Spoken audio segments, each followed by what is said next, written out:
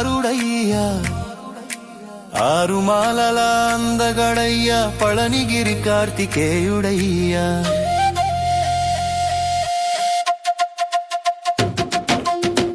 వేల్వేల్లంటే ఊగిపోతాడయ్యా పళనిమలై వాసుడంటే పొంగిపోతాడయ్యా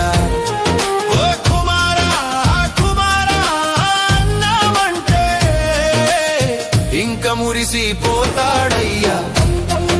ఆ గంగాధర తేజమే నీదయ్యా మా పార్వతమ్మ పుత్రుడవయ్యా నీది పరమ దివ్య రూపమయ్యా ఓ మురగేశ నీకు వందనం ఓ శరవణ భవ నీకు